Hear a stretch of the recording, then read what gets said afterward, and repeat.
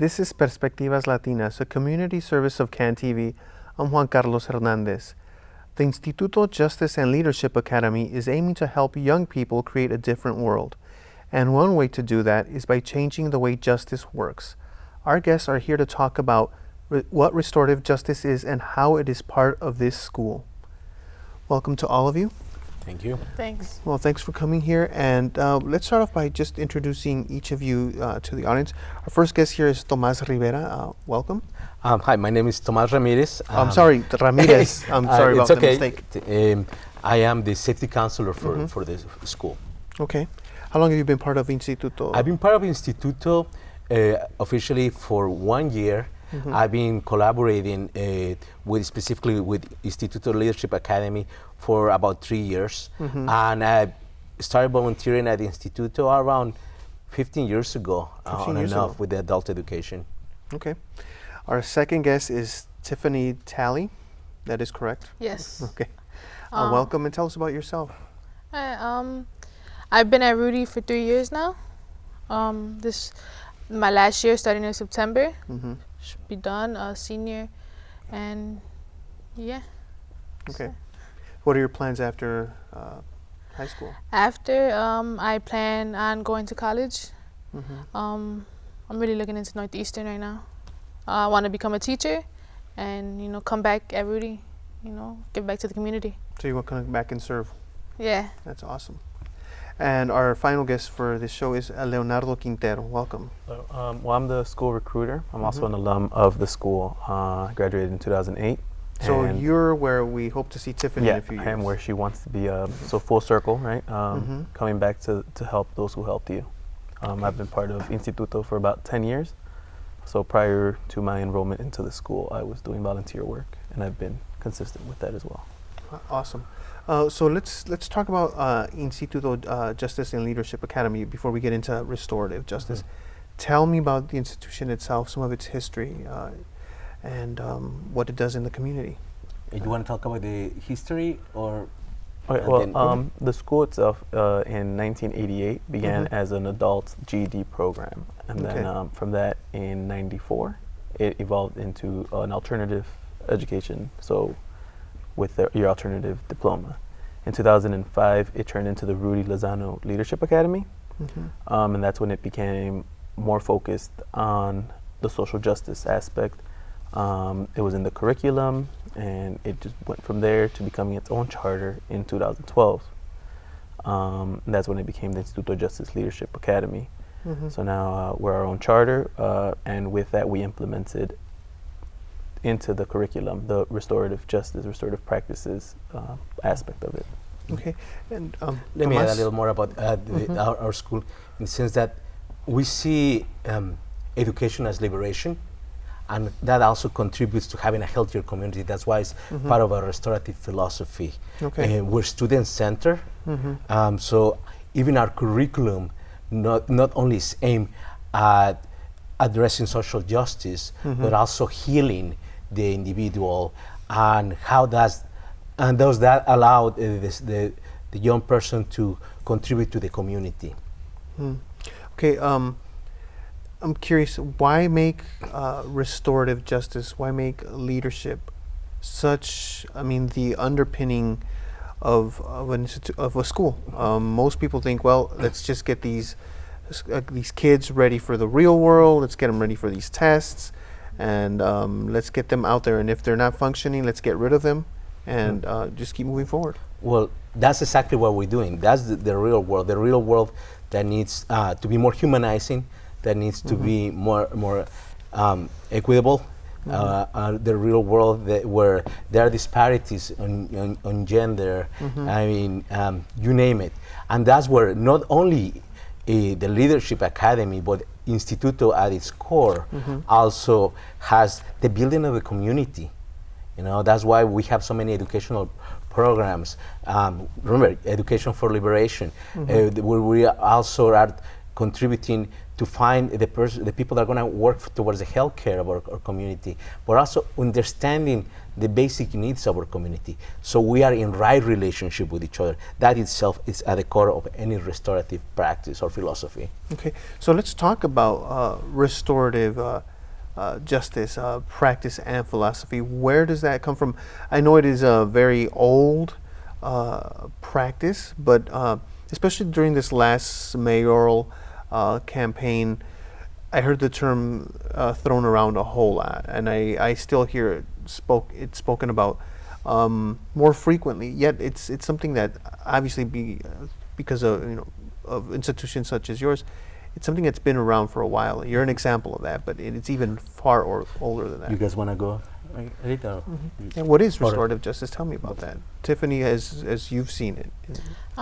Restorative justice to me is it's a tool or a way of act that that could get somebody locked up or get somebody just straight put in jail. Somebody did something wrong.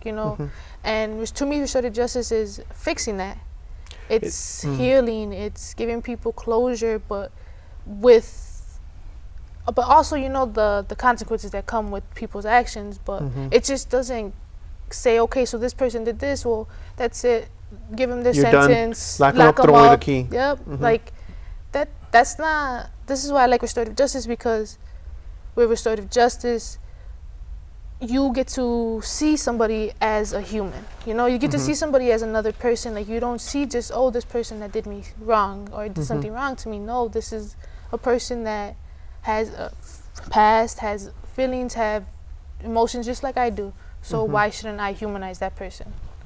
Okay, and yes. Along with that, the school, the importance of it being in the school is that a lot of our students were kicked out of school because of a mistake they might have made one day. So if they bring something they shouldn't have to school, they got kicked out. There was an action and there was a punishment. We believe that if there's an action, there's a root cause for that. Finding the reason why, what they were planning to do, and who they affected, not only themselves, but the community, is what we try to do. So don't just punish them, don't punish them at all. Like, try to solve that issue. What if, I'm sure you've heard it, what did people say, well, you're just being soft on these kids. No, not at all. That's the thing that we forget.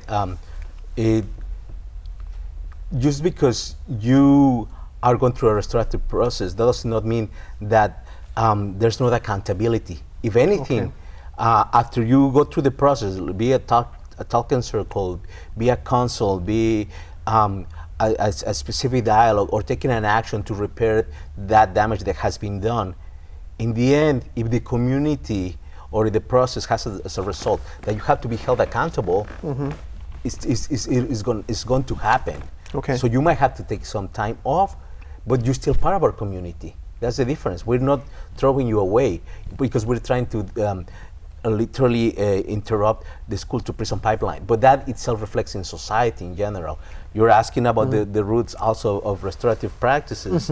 Well, in our school, it started out of that need to not just expel, and it started being implemented because we were having detentions. And instead of having you there, we're gonna go and really unpack using our competencies, specifically the critical thinking, and the praxis to find where you are and how you relate to the world, to really understand what happened, the emotional development. Now that is also at the core of a lot of traditions that we have had specifically for our community. That's why it's so close to us. And restorative practices have are rooted in indigenous communities, and that's where we still see that we have alive in a lot of communities. We just don't recognize it as that. Right. The focus is to be in right relationship. I need to be in right relationship with my coworkers, with my students, with my parents, with all that is around me. And with myself, right? Exactly, and specifically that. And that's the moment that you get. A lot of the systems that are punishment and penance, which do not really promote the transformation. A lot of times people say, hey, I can do the time, or I could take the hard time of being expelled or the humiliation. No big deal. A lot of people don't want to see it and be vulnerable with their feelings. A lot of people don't want to be critical of their actions. It's a lot harder. So in no sense, restorative practices are soft.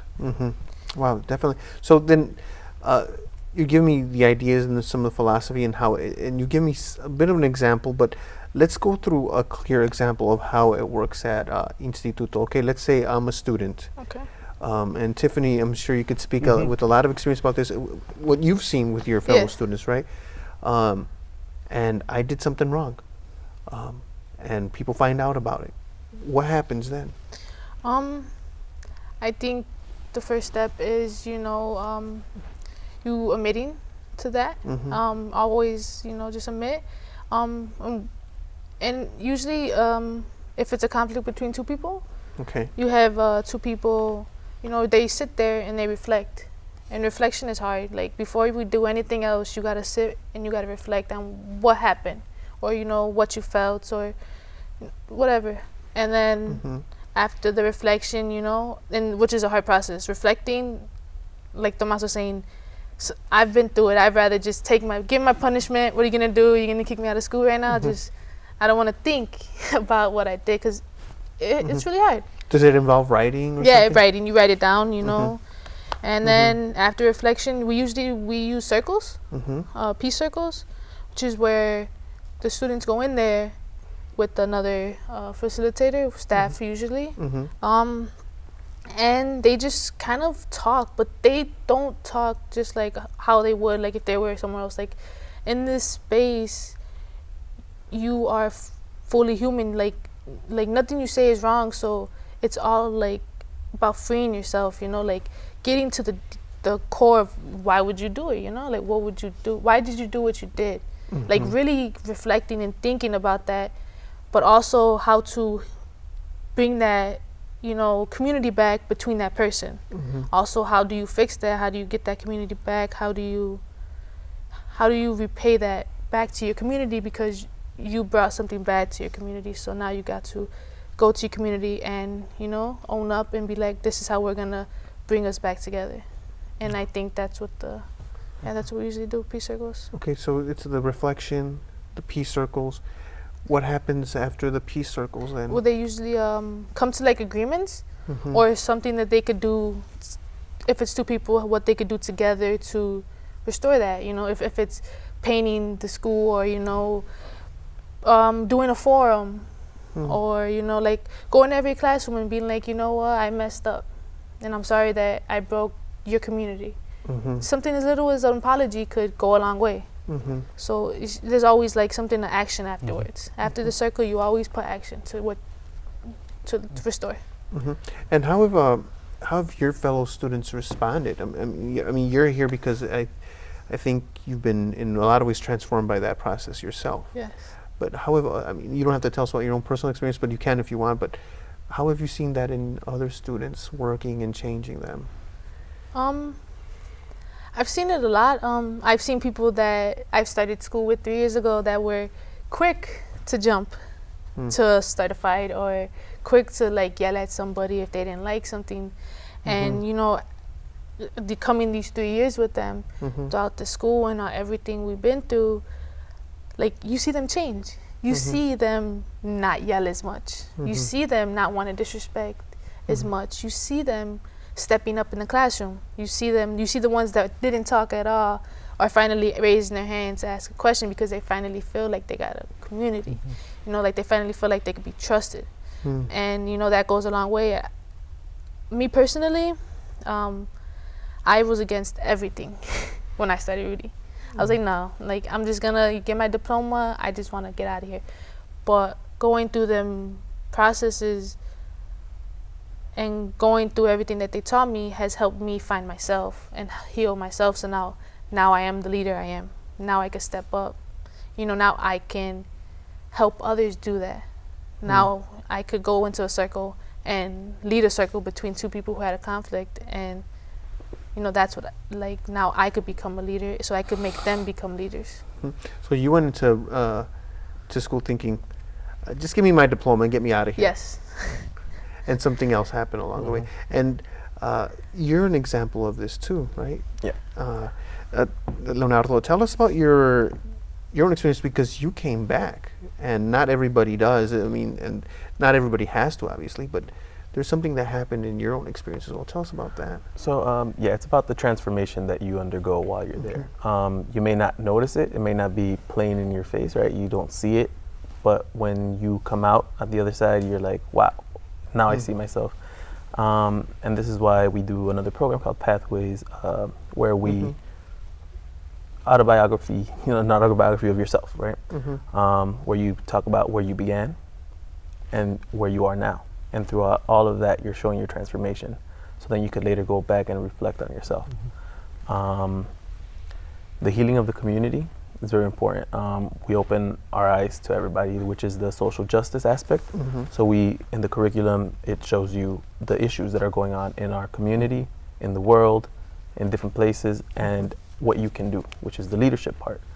What you could do, how you could become an organizer, how you could come back to the community, give back, volunteer, whatever you could do.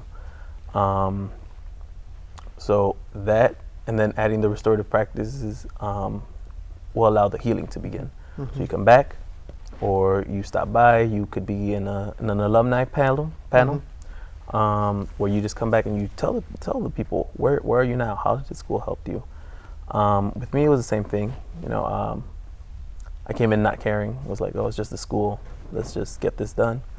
And then with the relationships that you build with staff, with students, it starts to show you, like, there's people out there who want to give back. So that plants a seed. Should I be that person? Right. Or should I just continue on my route to becoming just an uneducated person, right? So do you want to be a full human, or do you just want to be an educated person? And in the school, we try putting both of them together and creating someone who has the knowledge of both books, book smart, and street smarts. The smarts with what's going on in society, a socially conscious person, to come back and help out. Well, it sounds actually beautiful in the sense that you're trying to get people to awaken parts of themselves that maybe they don't want to recognize. It's hard work. That's ultimately the real challenge for a student. Are you going to continue to be part of the culture, or just getting things done, or kind of showing up, getting away with things, or are you going to be fully present? You're going to humanize yourself and others, and are you going to see how you relate to everything around you, and the impact, the voice that you have, how you're going to use that voice? Apathy, looking the other way, or you're going to stand for what you believe is right, for other people's rights, other people's liberation, and you see about at the same time you're doing that for that person, you're doing it for yourself, because you're not being part of the narrative anymore. And it's really, really hard work. That's what even in our curriculum is reflected all the time. When our students are really learning in biology class how their food is produced, and out of that, all of a sudden, hey, I want my food to really not be genetically modified. I don't want my babies, I don't want my little brothers, sisters to consume something that's not good, not only for me, but for my community. Right. That's a whole different awareness. And we talk about the practice process. We also call it ubicación. And it's like, whoa, I have to do something different. And that is in every part of our curriculum. And you're expected to develop academically and emotionally in every single class that you take. Every single class, even math. Absolutely. Absolutely. No, I just recall my own experience with math, through junior high and high school, and I was not valued as a human being there. And certainly it was just, I couldn't do it, and I didn't know how, and I was never assisted or helped in that process. I guess in a school where you can do that, where you are encouraged to develop as a human being fully, that is different. And that's the thing. our educators really go the extra mile to bring the reality, all of our reality, because we don't make the distinction, because we're part of the community of what's really happening and how that is going to look in the classroom. That's going to mean that the student is going to engage. Give you one of the biggest examples for our math classes, when our students analyze, because then it becomes beyond your math class, then affects other classes, so it's interdisciplinary. The largest example for that I can think of is when we're studying the school to prison pipeline. We're talking statistics. Right, and who are more likely to end in that route, especially if you're a young man or woman that belongs to a specific community that might have had an encounter with police, maybe an arrest, etc. So you're analyzing that.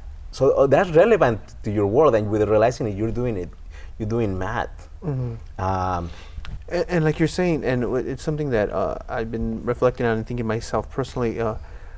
You're cutting away at that apathy, right? That of looking away. I think we live in a world where it's so easy to disconnect, to think about. I mean, I think even people who are very, very educated, going to schools or careers and think, I'm getting mine, that's it, I'm taking care of my stuff, and I'm out. Tiffany, you're... Yeah, I think a lot of people nowadays think like that. And I think it's only going to get worse if, you know, people don't start feeling like community is what we need to be. I mean, I think everybody at some point in their life feel like that. Like, oh, you know what? I'm just gonna take care of my stuff. Like, who cares if that kid right there doesn't get it and I'm done. Like, forget them. You know, like, no, I'm gonna go help them so that they can reach where I'm at, because we all deserve to be at like an equal thing where we all could benefit from each other. Definitely. And Leonardo, Tomás was saying this is a lot of hard work. And you're doing a lot of that hard work going out to recruit folks, right? Tell me about how that works and your encounters of trying to bring people to the school. Okay, well, one of the encounters I could think about is when there's a youth that's outside, right? Let's say he's gangbanging. Most people would look away. They'd be like, oh, he's trouble, he's whatever. He lost cause. Lost cause, let's keep walking, or let's walk onto the side of the street. It's my job to engage with them, because they are a mind. They are someone that's powerful, who can make a difference.